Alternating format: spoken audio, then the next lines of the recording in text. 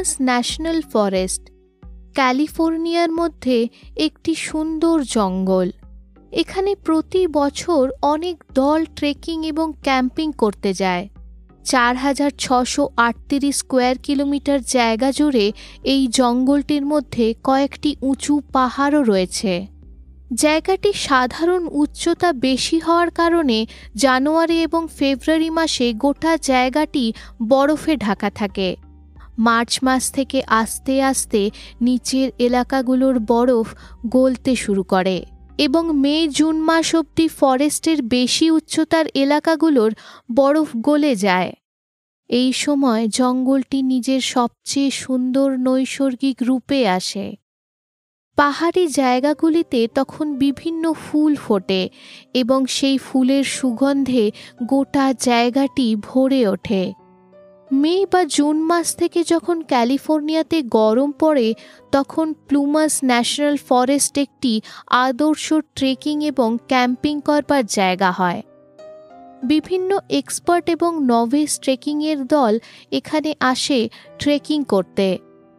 তাদের সুবিধার জন্য ফরেস্ট ডিপার্টমেন্ট সেখানে একটি সার্ভিস ট্রেলার মেনটেন করত। সেখানে তারা 2টো কেবিন তৈরি করেছিল যেখানে খাবার, গ্যাস এবং অন্যান্য জরুরি জিনিস উপলব্ধ করা থাকত। এই সার্ভিস ট্রেলারটি সাধারণত একটি দাঁড়াবার জায়গা হতো সেখান থেকে আসা ক্যাম্পার এবং ট্রেকারদের জন্য। 4 জুন 1978 যখন প্রথম বরফ গলতে শুরু করে তখন মোটরসাইকেলিস্টদের একটি দল সেই ন্যাশনাল ফরেস্টের ভেতর ট্রেকিংয়ের জন্য যায়। তাদের মোটরসাইকেল নিয়ে তারা জঙ্গলের মধ্যে কাঁচা রাস্তা ধরে সেই সার্ভিস ট্রেলারের কাছে পৌঁছবার কথা ছিল। তারপর সেখানে তাদের মোটরসাইকেল রেখে তাদের গন্তব্যের দিকে এগোবার কথা ছিল। সার্ভিস ট্রেলারের কাছে পৌঁছতেই একটি পচা গন্ধ তারা পায়, ঠিক যেন কোনো প্রাণীর মৃতদেহ সেখানে মরে পচেছিল। তারা আশেপাশে খুঁজে দেখবার চেষ্টা করে যে গন্ধটি ঠিক কোথা থেকে আসছে। তাদের মধ্যে একজন দেখতে পায় যে ট্রেলারের একটি জানলা ভাঙা রয়েছে। সে বোঝে যে গন্ধটি ভেতর থেকে আসছে। সে ট্রেলারের ভেতরে গিয়ে দেখে যে খাবারের কিছু খালি টিন মাটির ওপর পড়ে রয়েছে। একটি টেবিলের ওপর একটি ওয়ালেট, একটি ঘড়ি, একটি আংটি এবং একটি সোনার নেকলেস সে লক্ষ্য করে। ঠিক টেবিলটির পাশে একটি বিছানা সে দেখে। সেটির ওপর 8টি কম্বল দিয়ে মাথা থেকে পা পর্যন্ত ঢাকা পড়েছিল একটি আধপচা মানুষের মৃতদেহ। আমি চৈতি আদিত্য এবং এটা প্রহেলিকা।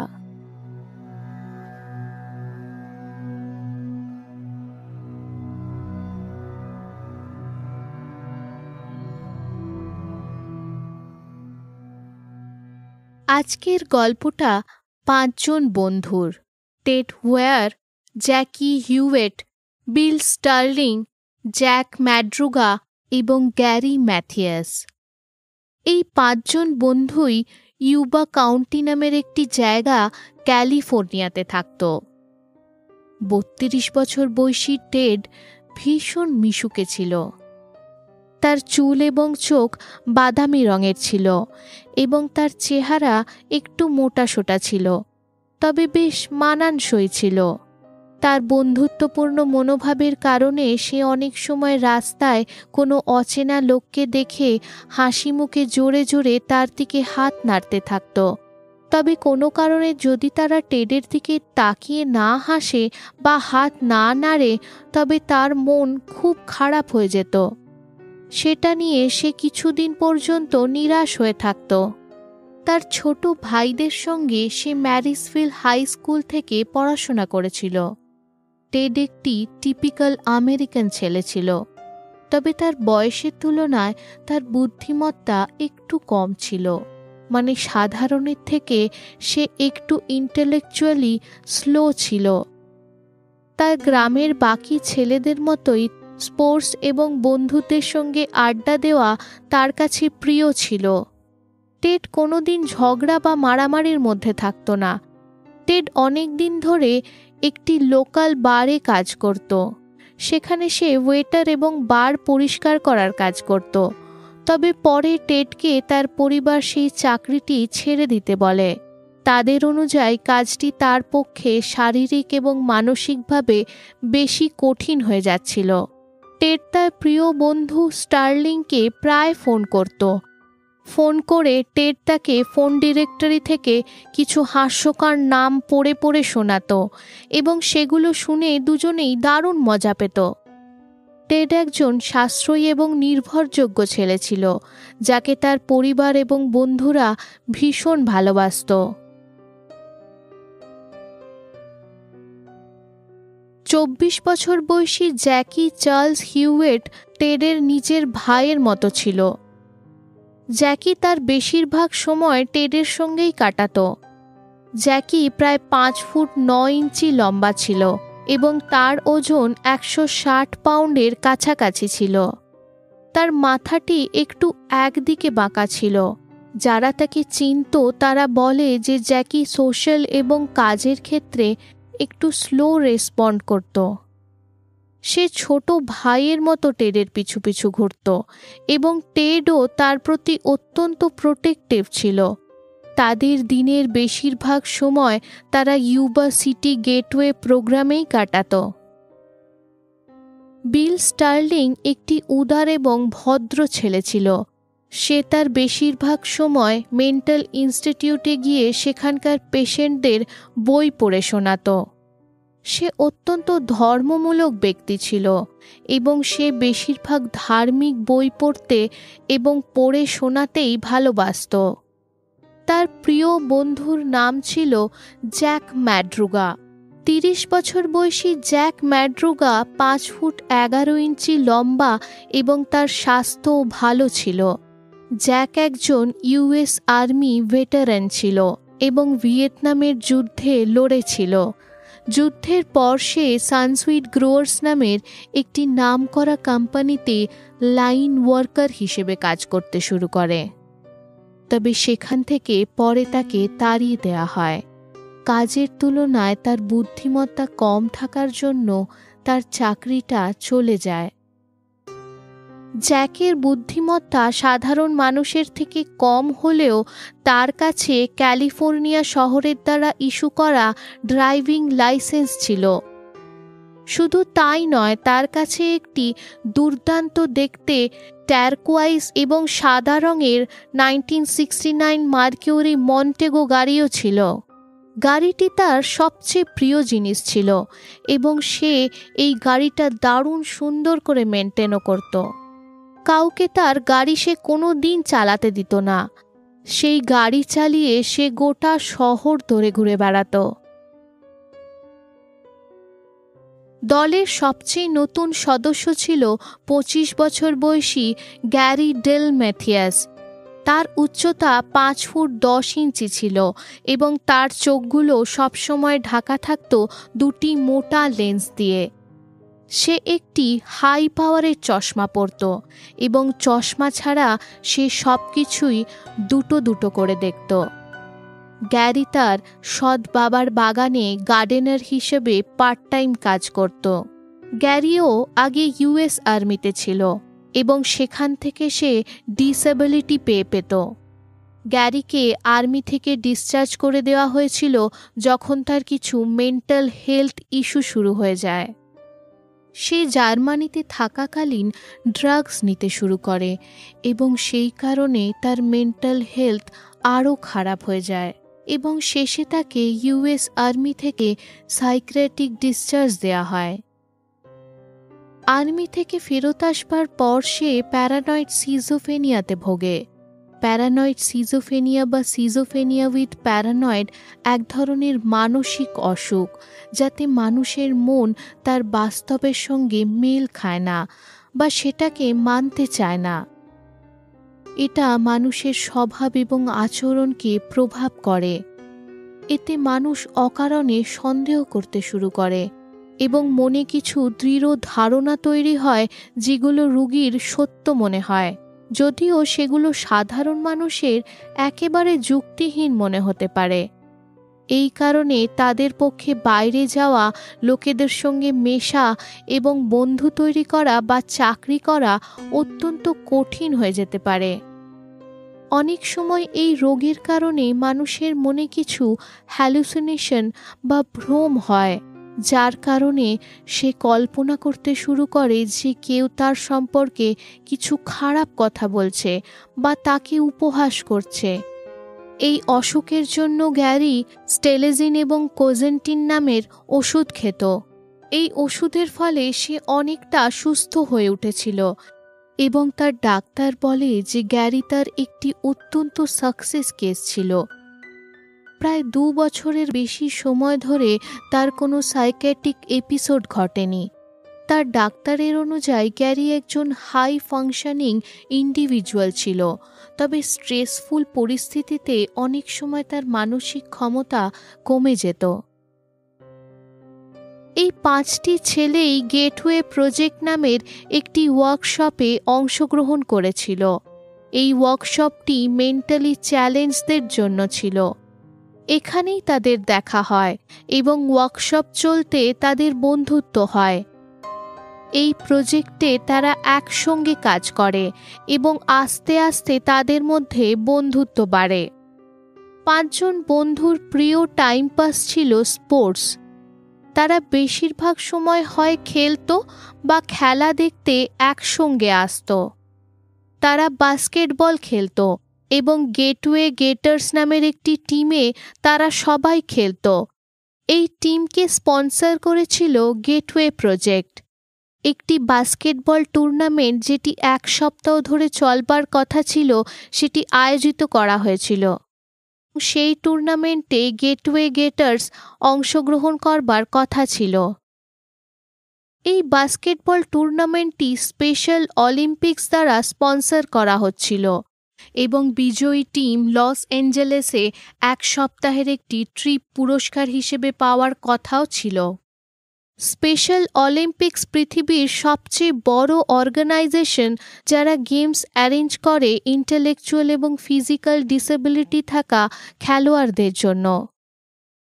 25শে ফেব্রুয়ারি তাদের প্রথম ম্যাচ ছিল এবং তারা এই খেলাটির জন্য কিছু দিন ধরে খুব প্র্যাকটিস করছিল। তারা অত্যন্ত উত্তেজিত ছিল ম্যাচটাকে নিয়ে এবং 1 সপ্তাহ ধরে এটাই তাদের মুখ্য ধ্যান ছিল। 24শে ফেব্রুয়ারি মানে তাদের ম্যাচের আগের দিন অন্য 2টি টিমের খেলা হওয়ার কথা ছিল, ইউসি ডেভিস ভার্সেস চিকো স্টেট। 5 জন ঠিক করে যে তারা এই খেলাটি দেখতে যাবে। তাতে তাদের ম্যাচ অ্যাটমসফিয়ারটাও একটু জানা হয়ে যাবে এবং ইউএস ডেভিস টিম তাদের পছন্দের টিম হওয়ার কারণে তাদের খেলা দেখার সুযোগও তারা পেয়ে যাবে। খেলাটি চিকো সিটিতে সন্ধেবেলায় শুরু হওয়ার কথা ছিল। তাদের বাড়ি থেকে সেটি প্রায় 130 কিলোমিটার দূর ছিল। তাদের ফিরতে রাতে দেরি হতো, সেই কারণে তারা তাদের পরের দিনের খেলার ইউনিফর্ম এবং জুতো সব গুছিয়ে যায়।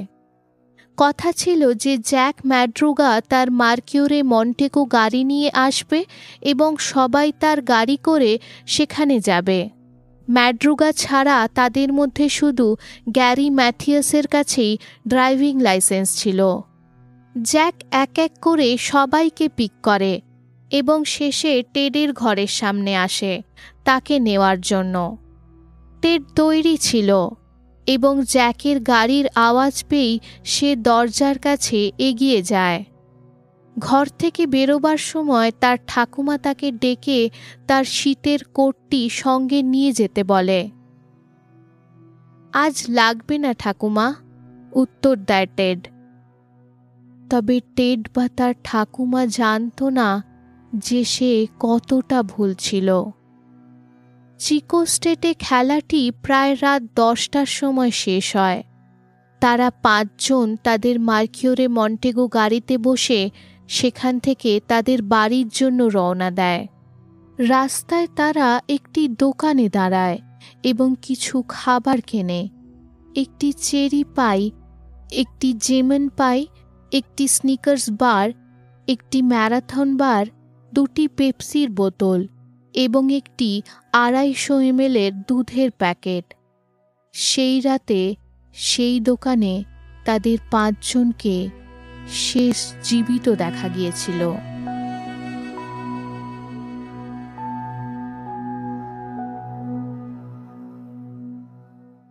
অনেক রাত পর্যন্ত যখন ছেলেগুলোর মধ্যে কেউ বাড়ি ফেরে না, তখন তাদের বাড়ির লোকেরা চিন্তা করতে শুরু করে।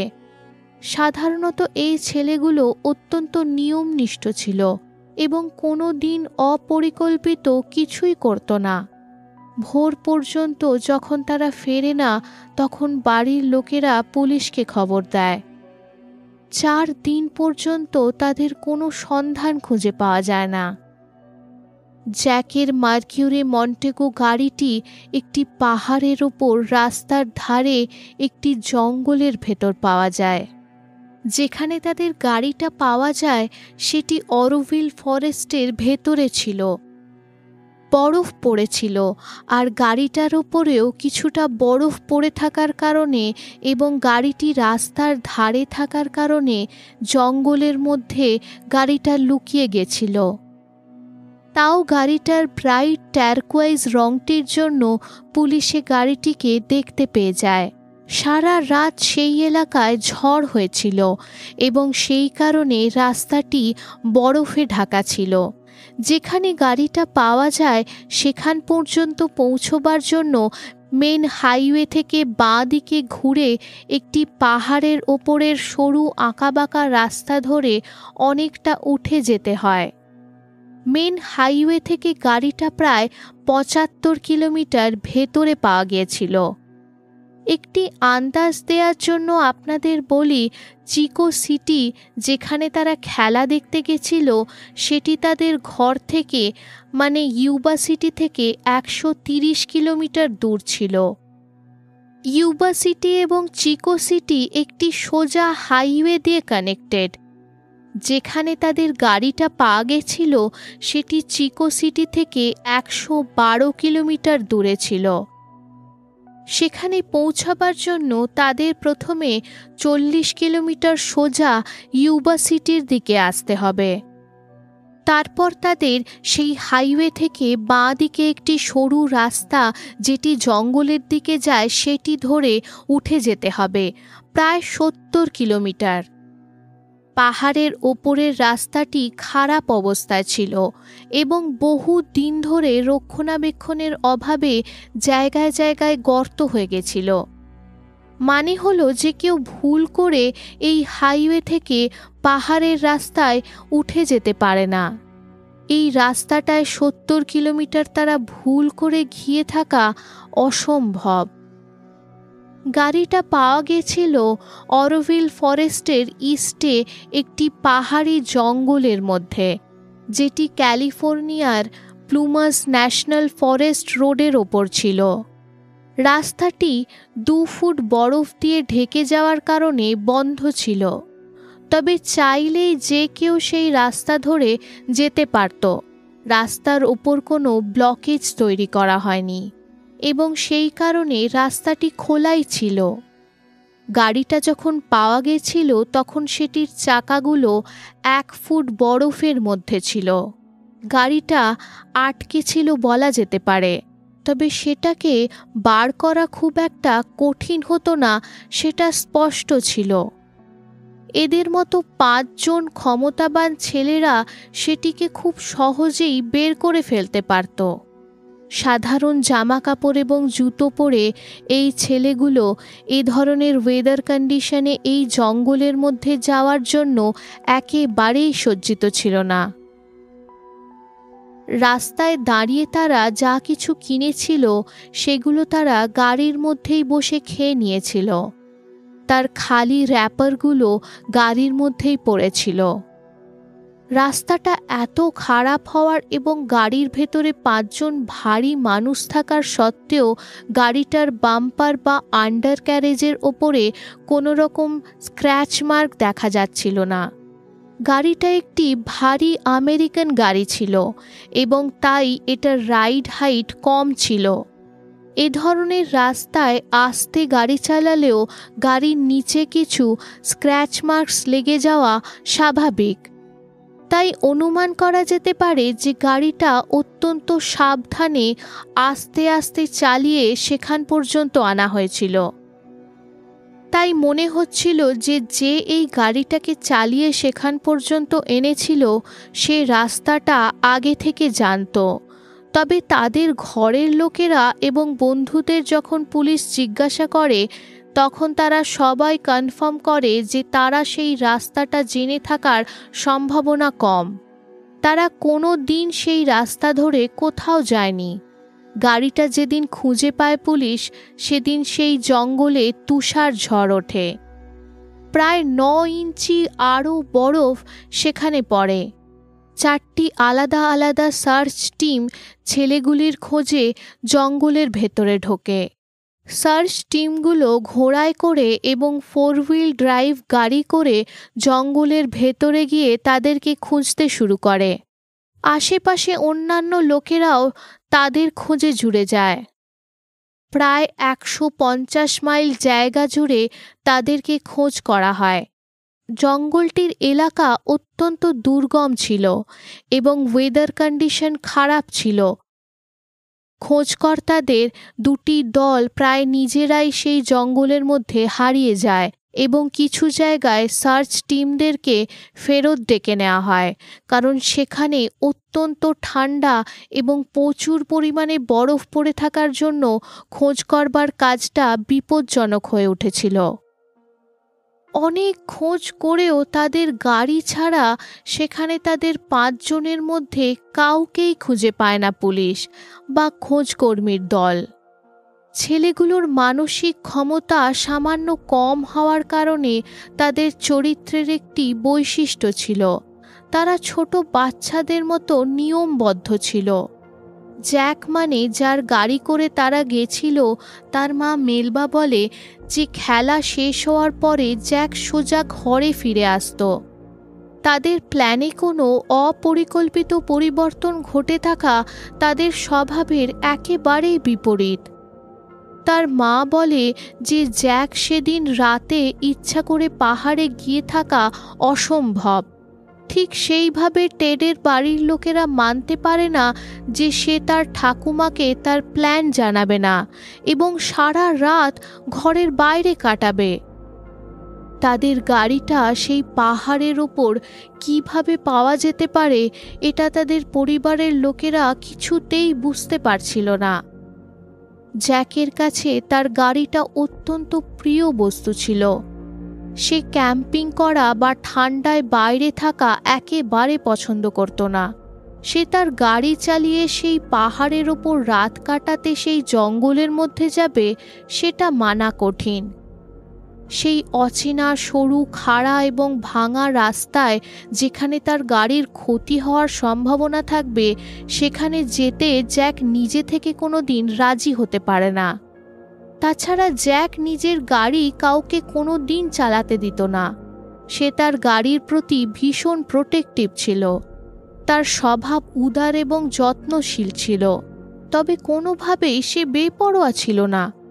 গাড়িটা এবং গাড়িটার মধ্যে পাওয়া প্রমাণ দেখে মনে হচ্ছিল যে তারা নিজের ইচ্ছায় সেই পাহাড়ের ওপর যাওয়ার সিদ্ধান্ত নিয়েছিল এবং গাড়িটাকে সেখানে দাঁড় করিয়ে হেঁটে জঙ্গলের ভেতর চলে গেছিল। তবে তাদের পরিবার এবং বন্ধুদের সাথে কথা বলে তাদের 5 জনের চরিত্রের যেই ছবিটা তৈরি হচ্ছিল তাতে সেটা ঘটে থাকাটা অসম্ভব মনে হচ্ছিল। যখন নিখোঁজ ছেলেগুলোর খবর লোকাল মিডিয়াতে দেখানো হয় তখন আশেপাশের এলাকা থেকে অনেক লোকেরা পুলিশকে খবর দেয় যে তারা 5 জনকে বা তাদের মধ্যে কিছু জনকে দেখেছে।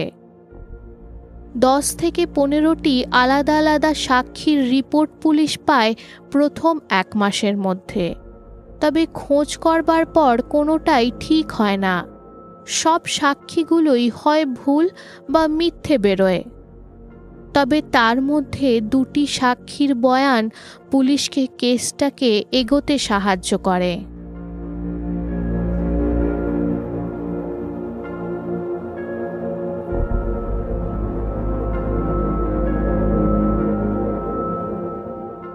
প্রথম বয়ানটা ছিল 55 বছর বয়সী জোসেফ সোনসের।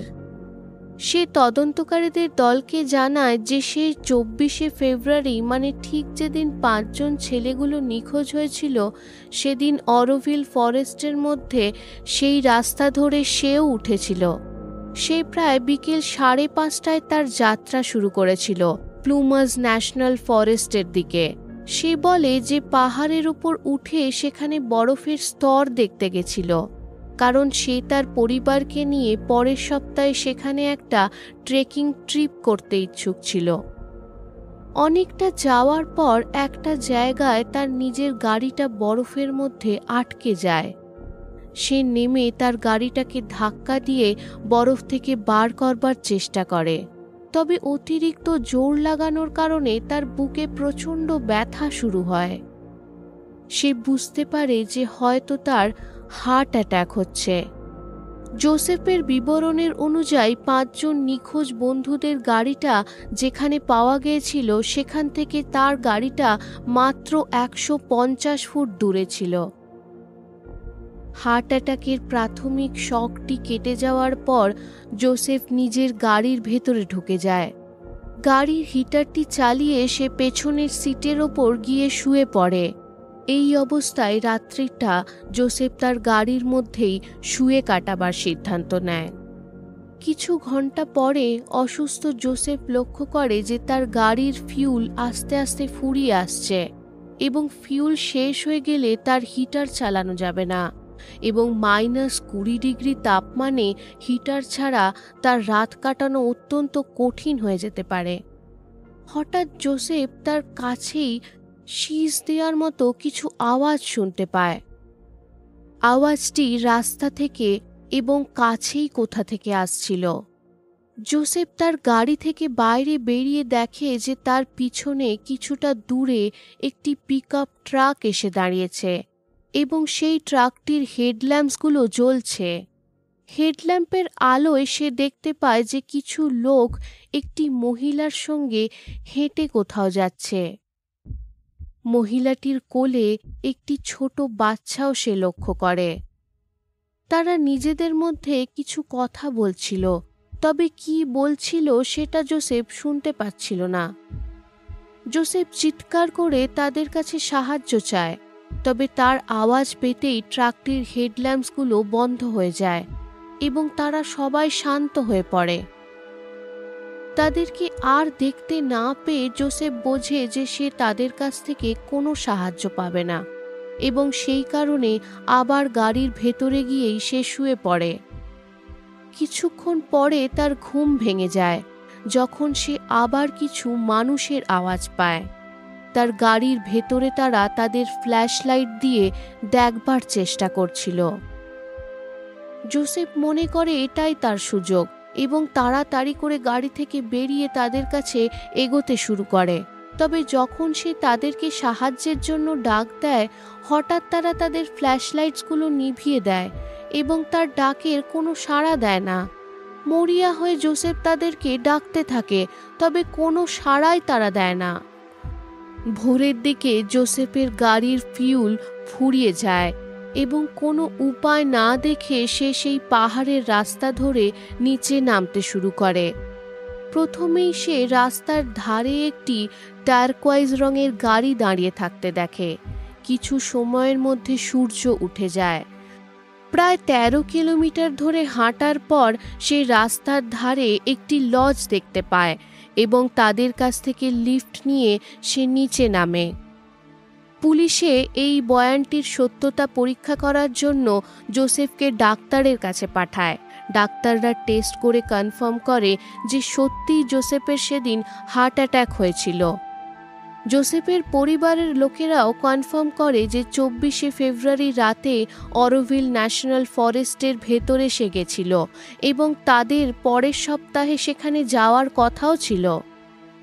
জোসেফের বয়ান যখন টেডের মা শোনে, তখন সে বলে যে জোসেফ যাকে দেখেছে সেটা তার ছেলে হতেই পারে না। টেড কোনো মানুষের সাহায্যের ডাক শুনে তাকে সাহায্য না করে চলে যাবে, সেটা অসম্ভব।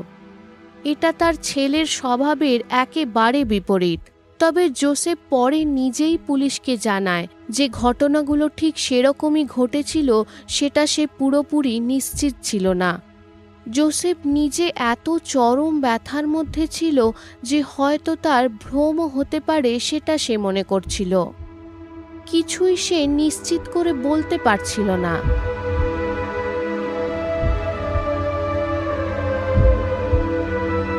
দ্বিতীয় গুরুত্বপূর্ণ রিপোর্ট পাওয়া যায় একজন মহিলার কাছ থেকে, যে ব্রাউন্সভিল গ্রামে একটি ছোট দোকানে কর্মচারী ছিল। তার দোকানটি 48 কিলোমিটার দূরে ছিল সেই জায়গাটা থেকে যেখানে তাদের গাড়িটা দাঁড় করানো ছিল।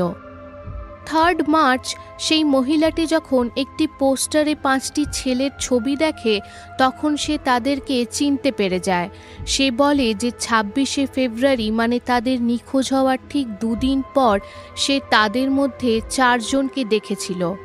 তারা একটি লাল রঙের পিকআপ ট্রাকে করে সেখানে এসেছিল এবং তাদের দোকান থেকে কিছু জিনিসও কিনেছিল।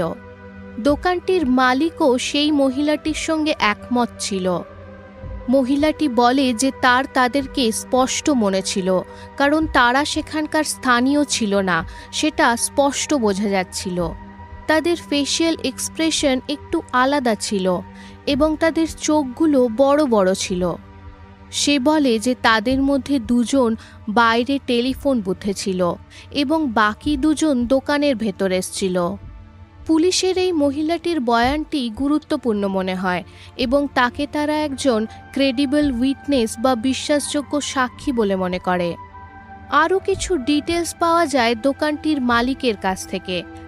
সে বলে যে টেড এবং জ্যাকি ভিতরে এসেছিল এবং তারা দোকান থেকে বারিটোস চকলেট মিল্ক এবং কিছু সফট ড্রিঙ্কস কিনেছিল। টেডের ঘরের লোকেরা বলে যে জ্যাকি বেশিরভাগ সময় টেডের সঙ্গে থাকত এবং যা কিছু তারা দোকান থেকে কিনেছিল সেটা শুনে মনে হচ্ছিল যে দোকানের মালিক তাদেরকেই দেখেছিল। তদন্তকারীদের দল নিখোঁজ ছেলেগুলোকে খুঁজতে সক্ষম হচ্ছিল না। অনেক চেষ্টার পরও তারা কোনো রকম সলিড প্রোগ্রেস করতে পারছিল না। 5 জন বন্ধু কিভাবে কোনো চিহ্ন ছাড়াই একসঙ্গে নিখোঁজ হয়ে যেতে পারে কেউ বুঝতে পারছিল না। কি ঘটনা ঘটেছিল তাদের সঙ্গে? উত্তরটা শেষে পাওয়া যায়, তবে 3 মাস পর।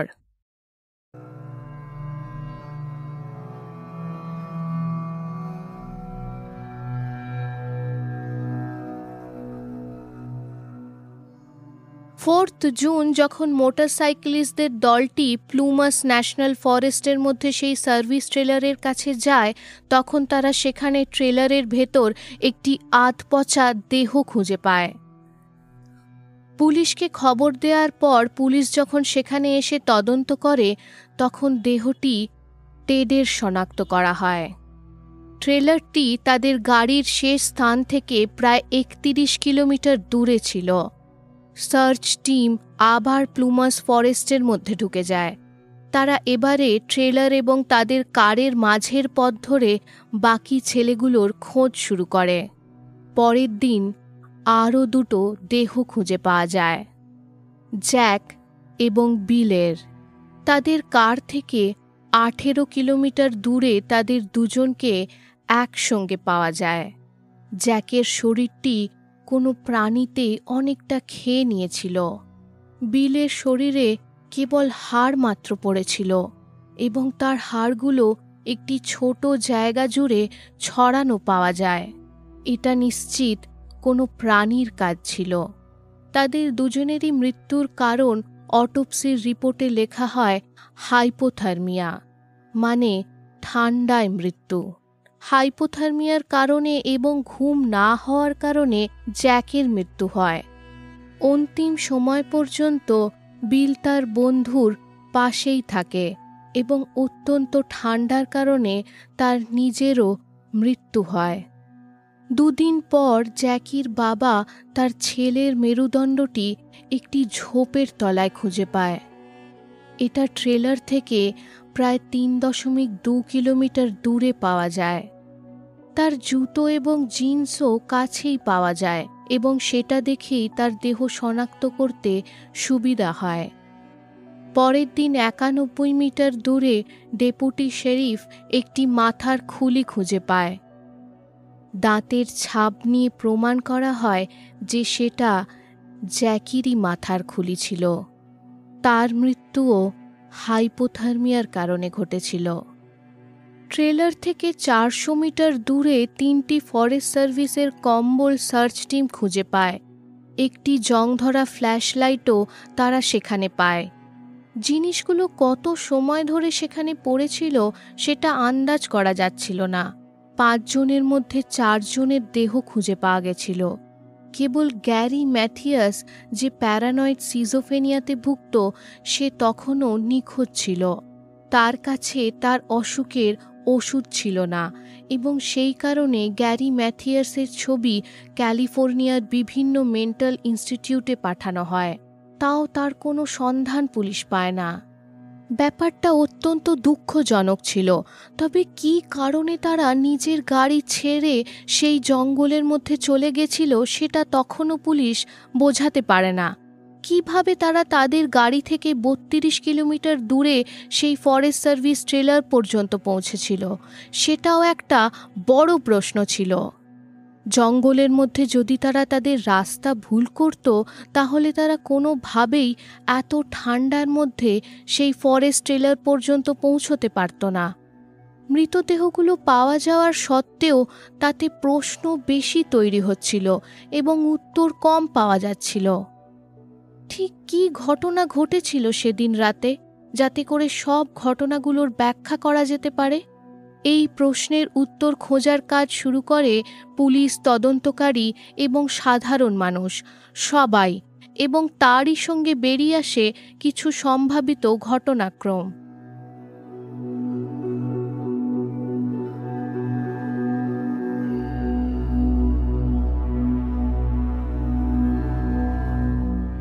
টেডের মৃতদেহ, যেটি ট্রেলারের ভেতরে বেডের ওপর পাওয়া গেছিল, সেটি মাথা থেকে পা পর্যন্ত ৮টা ব্ল্যাঙ্কেট দিয়ে ঢাকা ছিল। অটোপসিতে জানা যায় যে তার মৃত্যুর কারণ অনাহার এবং হাইপোথার্মিয়া দুটোই। তার দাড়ির বৃদ্ধি দেখে অনুমান করা হয় যে সে কম করে ১৩ সপ্তাহ পর্যন্ত জীবিত ছিল এবং সেই সময় তার ওজন অর্ধেক হয়ে যায়, মানে ৯০ কিলো থেকে ৪৫ কিলো। তার পাগুলো মারাত্মক রকমে ফ্রস্ট বিটেন ছিল এবং সেগুলোতে গ্যাংগ্রিন হয়ে গিয়েছিল। তার মৃতদেহের পাশে একটি টেবিলের ওপর তার কিছু পার্সোনাল জিনিসপত্র রাখা ছিল, যেমন তার টাকার ওয়ালেট, যেটার ভেতরে তখনও কিছু ক্যাশ ছিল, একটি নিকেল রিং যেটার ওপর টেড লেখা ছিল। তাছাড়া টেবিলের ওপর একটি সোনার ঘড়িও ছিল যেটা তার নিজের ছিল না, এবং একটি আধ জ্বলে থাকা মোমবাতিও ছিল। সে সাধারণ জামা কাপড় পরেছিল, তবে তার পায়ে কোনো জুতো ছিল না। তবে এই সবের সাথে সাথে তদন্তকারীরা আরও কিছু প্রমাণ সেখানে পায় যেটা তাদেরকে অবাক করে দেয়। এত ঠান্ডার মধ্যেও ট্রেলারের মধ্যে কোনো আগুন জ্বালা ছিল না, কিন্তু ট্রেলারের ভেতরে পর্যাপ্ত মাত্রায় দেশলাই, আগুন জ্বালার কাঠ এবং কাগজও ছিল। হেভি ফরেস্ট্রি জামা কাপড়গুলো, যেগুলো তাকে ঠান্ডা থেকে বাঁচাতে পারত, সেগুলো যেমনকার তেমন ভেতরেই পড়েছিল। সেটাকে সে হাত পর্যন্ত লাগায়নি। ট্রেলারটির বাইরে একটি স্টোরেজ শেড ছিল, সেখানে ১২টি খাবারের সি রেশন ক্যান খোলা এবং খাওয়া হয়েছিল। তবে সেই শেডের মধ্যেই পাশেই একটি ক্যাবিনেটের মধ্যে আরও অনেক খাবার এবং ড্রাই ফ্রুটসের ক্যানও রাখা ছিল, যেগুলোকে খোলা হয়নি। তাতে যা খাবার ছিল সেটা তাদের ৫ জনকে ১ বছর পর্যন্ত জীবিত রাখার জন্য যথেষ্ট ছিল। অবাক করার ব্যাপার যে সেখানে একটি বিউটেন গ্যাসের ট্যাঙ্কও ছিল, যেটার ভালভটি ওপেন করলেই ট্রেলারের হিটিং সিস্টেম চালু করা যেত। সেটাও তারা ব্যবহার করেনি। এটাও বোঝা যাচ্ছিল যে টেড ট্রেলারের মধ্যে একা ছিল না, গ্যারি এবং জ্যাকিও তার সঙ্গে ওই ট্রেলারের মধ্যেই ছিল। গ্যারির টেনিস জুতো সেখানেই রাখা ছিল। সি রেশন ক্যানগুলো military style P39 can opener দিয়ে খোলা হয়েছিল। গ্যারি একমাত্র জানত সেই ক্যান ওপেনার ব্যবহার করতে, কারণ সে আগে আর্মিতে কাজ করেছিল এবং সেখানে তাকে সেই ক্যান ওপেনার অপারেট করতে শেখানো হয়েছিল। গ্যারির নিজের পাও হয়তো ফ্রস্ট বিটেন ছিল এবং সেই কারণে হয়তো সে টেডের জুতোগুলো পরে নিয়েছিল। টেডের পায়ের অবস্থা এত খারাপ ছিল যে 8টা ব্ল্যাঙ্কেট নিজের গায়ে ঢাকা নেওয়াটা হয়তো তার পক্ষে অত্যন্ত কঠিন হচ্ছিল। আন্দাজ করা যেতে পারে এই কাজটাতে জ্যাকি এবং গ্যারি তাকে সাহায্য করেছিল। তদন্তকারীরা কিছুতেই বোঝাতে পারে না যে কী কারণে তারা সেই ঠান্ডার মধ্যে তাদের গাড়ি থেকে বেরিয়ে 31 কিলোমিটার হেঁটে জঙ্গলের মধ্যে চলে গেছিল। গ্যারির একটি বন্ধু কাছেই ফোর্বস টাউনে বাস করত এবং পুলিশ অনুমান করে যে তারা হয়তো রাতে তার সঙ্গে দেখা করতে যাবে ভেবেছিল। তবে তারা ভুল রাস্তা ধরে এবং হারিয়ে যায়। যদি তারা হারিয়ে গেছিল তাহলে তারা নিজের গাড়ি ছেড়ে হেঁটে কী কারণে জঙ্গলের ভেতর চলে যাবে সেটা বোঝা যাচ্ছিল না। সাধারণত কেউ হারিয়ে গেলে আবার সেই পথেই ফিরে যাওয়াটাই স্বাভাবিক। তাদের গাড়ির একটি কাঁচ অর্ধেক খোলা ছিল, যেটা অস্বাভাবিক। গাড়ি থেকে বেরিয়ে যাওয়ার পরে তারা সোজা 31 কিলোমিটার জঙ্গলের মধ্যে হেঁটে যায়। এটাও হারিয়ে যাওয়ার তথ্যের সঙ্গে মেলে না। হারিয়ে যাওয়া মানুষ সাধারণত এক জায়গায় গোল গোল সার্কুলার প্যাটার্নে ঘুরতে থাকে। এই ধরনের উদ্দেশ্যমূলকভাবে হেঁটে যাওয়াটা অস্বাভাবিক। তবে তদন্তকারীরা বলে যে 5 জন বন্ধুর সেখানে যাওয়ার আগের দিন সেখানে একটি ফরেস্ট সার্ভিস স্নো ক্যাট গিয়েছিল। সেই গাড়িটি রাস্তার ওপরে জমে থাকা বরফটি হাঁটাবার জন্য সেখানে পাঠানো হয়েছিল। সেই গাড়িটা সার্ভিস ট্রেলার পর্যন্ত গেছিল এবং পুলিশের ধারণা যে তারা হয়তো সেই গাড়ির চাকার দাগের পিছু করতে করতে সেই সার্ভিস ট্রেলার পর্যন্ত পৌঁছে যায়। হয়তো চাকার দাগ দেখে তারা মনে করেছিল যে মানুষের বসবাস কাছেই কোথাও থাকবে। হাইপোথার্মিয়ার কারণে 18 কিলোমিটার হাঁটার পর জ্যাক এবং বিলের রাস্তাতেই মৃত্যু হয়। বাকি 3 জন যখন ট্রেলারের কাছে পৌঁছয় তখন সেটি বন্ধ করা দেখে তারা একটি জানলা ভেঙে ভেতরে ঢোকে। হয়তো তারা মনে করেছিল যে তারা প্রাইভেট প্রপার্টি ব্যবহার করছে এবং সেই কারণে তাদের মনে হয়েছিল যে তারা চুরি করছে। তাই অ্যারেস্টের ভয়ে সেখানকার আরও কোনো জিনিস তারা হাত দেয়নি। টেডের মৃত্যুর পর বাকি 2 জন আলাদা আলাদা রাস্তা ধরে হয়তো মানুষের বসবাস খুঁজতে বেরিয়ে যায়। প্রথমত তাদের গাড়ি থেকে নেমে সেই জঙ্গলের মধ্যে ঢুকে পড়া এবং সোজা হেঁটে ট্রেলারের দিকে এগিয়ে যাওয়া বোঝা যায় না। গাড়ির কাঁচটি অর্ধেক খুলে যাওয়াটাও জ্যাকের স্বভাব ছিল না। সে তার গাড়ির প্রতি অত্যন্ত সাবধানী ছিল এবং বরফের মধ্যে সে এরকমভাবে গাড়িটা ছেড়ে দিয়ে থাকার পেছনে কোনো ভালো কারণ থাকা দরকার। গাড়িটা যেখানে দাঁড় করানো হয়েছিল সেখানে সেটার চাকাটা ঘুরে থাকার প্রমাণ দেখা যায়। পুলিশ এটাও বলে যে হয়তো তারা এটা ভেবেছিল যে তাদের গাড়িটা বরফের মধ্যে ফেসে গেছে এবং সেই কারণে তারা সাহায্য খুঁজতে জঙ্গলের ভেতর ঢুকে যায়। তবে গাড়ি থেকে বেরোলেই তারা দেখতে পেত যে গাড়িটা খুব বেশি বরফের মধ্যে আটকে ছিল না এবং সহজেই ধাক্কা দিয়ে তারা সেটা বার করতে পারত। যদি তারা সত্যি ভাবছিল যে তাদের গাড়িটা আটকে গেছে বা তারা হারিয়ে গেছে, তবে যখন জোসেফ তাদেরকে সাহায্যের জন্য ডাকে তখন স্বাভাবিক যে তারা জোসেফকে অ্যাপ্রোচ করবে এবং সাহায্য চাইবে। তবে সেটা না করে তারা নিজেদের গাড়ির আলো বন্ধ করে জঙ্গলের দিকে এগিয়ে যায়। তাদের জঙ্গলের মধ্যে চলে যাওয়ার কারণ পুলিশ বলে তাদের মানসিক কমজোরি। তাদের এটা বোঝার ক্ষমতাই ছিল না যে সেখানে তাদের প্রাণের কত বড় ভয় রয়েছে। এই তথ্য ঠিক বলা যেত যদি না গ্যারি তাদের সঙ্গে থাকত। গ্যারি একজন সিজোফ্রেনিক ছিল। সে কোনো দিক থেকেই সাধারণ মানুষের তুলনায় কম বুদ্ধিমান ছিল না। অনেক বিশ্ববিখ্যাত সায়েন্টিস্ট, মিউজিশিয়ান এবং অ্যাক্ট্রেসরাও সিজোফ্রেনিক।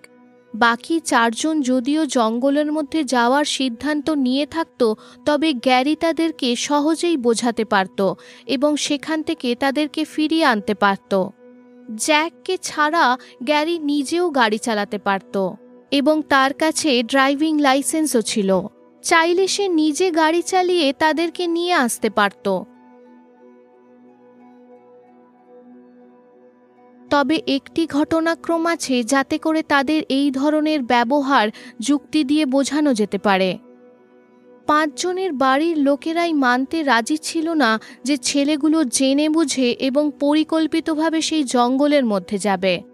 তাদের নিয়মবদ্ধতা, গাড়ির খোলা কাঁচ এবং গাড়িটা কম বরফের মধ্যে ফেসে থাকার সত্ত্বেও সেটাকে বের করার চেষ্টা না করে সেটাকে ছেড়ে পালিয়ে যাওয়া, এই সব কিছুই একদিকে সংকেত করে কেউ তাদেরকে পিছু করছিল। হয়তো খেলা দেখতে গিয়ে তাদের কারুর সঙ্গে কিছু নিয়ে বাদবিবাদ হয় এবং তারা সেখান থেকে বাড়ির দিকে বেরিয়ে পড়ার পর তাদের 5 জন বন্ধুকে কেউ পিছু করে। তাদের পিছু কাটাবার জন্য হয়তো তারা হাইওয়ে ছেড়ে দিয়ে বাঁ দিকে ঘুরে যায়। তারপর 60 কিলোমিটার সেই পাহাড়ি রাস্তার ওপর যাওয়ার পরেও তারা তাদের পিছু কাটাতে পারে না। শেষে বরফের মধ্যে গাড়িটা ফেসে যায় এবং কোনো উপায় না দেখে তারা তাড়াহুড়ো করে তাদের গাড়িটাকে ছেড়ে জঙ্গলের মধ্যে ঢুকে পড়ে। সেই কারণে যখন জোসেফ তাদেরকে ডাকে তখন তারা নিজেরাই ভয় পেয়ে তাদের ফ্ল্যাশলাইট নিভিয়ে দিয়ে জঙ্গলের ভেতর পালিয়ে যায়। সেই জঙ্গলের মধ্যে তারা হয়তো স্নোক্যাট ট্রাকের চাকার দাগের পিছু করতে শুরু করে এবং শেষে সার্ভিস ট্রাকের কাছে পৌঁছে যায়। রাস্তায় 2 জন বন্ধু মানে জ্যাক এবং বিল মারা যায়। তবে পুলিশ এবং তদন্তকারীরা এই ঘটনাক্রমটাকে মানতে রাজি নয়, কারণ তারা বলে যে গাড়িটা যদি সেই রাস্তার ওপর জোরে চালানো হতো তাহলে গাড়ির নিচে কিছু ডেন্ট এবং ড্যামেজ হওয়া উচিত ছিল। তাদের অনুযায়ী গাড়িটা অত্যন্ত সাবধানে সেখান পর্যন্ত আনা হয়েছিল। তারা যে ধরনের জামাকাপড় পরেছিল তাতে 31 কিলোমিটার জঙ্গলে বরফে ঢাকার রাস্তার ওপর হেঁটে যাওয়া তাদের পক্ষে অত্যন্ত কঠিন ছিল। ঘটনাক্রমটি ব্যাখ্যা করবার জন্য বিভিন্ন তথ্য এবং মতামত তৈরি হয়েছে। তবে একটি কথা স্পষ্ট হয় যে সাব-জিরো তাপমানে মানুষের বুদ্ধি এবং যুক্তিপূর্ণভাবে সিদ্ধান্ত নেওয়ার ক্ষমতা কমে যায়। গ্যারি বাদে ছেলেগুলোর সবারই কিছু না কিছু মানসিক কমজোরি ছিল। ঘটনাটি আমাদের যুক্তিহীন মনে হয়, তবে দীর্ঘ সময় পর্যন্ত ঠান্ডার মধ্যে ফেসে থাকার কারণে তারা হয়তো বিভ্রান্ত হয়ে গেছিল। একবার গাড়ি থেকে বেরিয়ে জঙ্গলের অনেক দূর এগিয়ে যাওয়ার পর হয়তো তারা ফিরে আসার সিদ্ধান্ত নিয়ে উঠতে পারেনি। গাড়িটা তারা ছেড়ে কী কারণে চলে গেল? জ্যাকের কাছে তার গাড়ি সবচেয়ে প্রিয় বস্তু ছিল, যেটা সে কাউকে কোনো দিন চালাতে পর্যন্ত দিত না। সেটাকে ছেড়ে সে তবেই যেত যদি তার কোনো অন্য উপায় না থাকত। সেই অন্ধকার বরফে ঢাকা জঙ্গলের মধ্যে রাস্তা ধরে তারা কী কারণে এগোতে থাকল? যখন তারা বুঝতে পারছিল যে কাছাকাছি কোনো মানুষের বসবাস নেই, তবে কেন তারা 10, 15 বা 30 মিনিট হেঁটে সেখান থেকে গাড়ির দিকে ফিরে গেল না? টেড, যে ট্রেলারের ভেতরে ছিল এবং তার কাছে প্রচুর পরিমাণে খাবার ছিল, সে কেন সেই খাবারগুলো খায়নি? কেন সে ঠান্ডার মধ্যে সেখানে শুয়েছিল, যখন সে চাইলেই আগুন জ্বালিয়ে বা হিটার চালিয়ে উষ্ণতা পেতে পারত? এগুলো কিছু প্রশ্ন যেগুলো তাদের বাড়ির লোকেরা আজও পায়নি। তবে একজন মাত্র তাদের এই উত্তরগুলো দিতে পারে, শুধু গ্যারি ম্যাথিয়াস, যে 42 বছর ধরে নিখোঁজ। সেই একমাত্র বলতে পারে যে কেন তারা হাইওয়ের সেই ভুল বাঁকটা নিয়েছিল।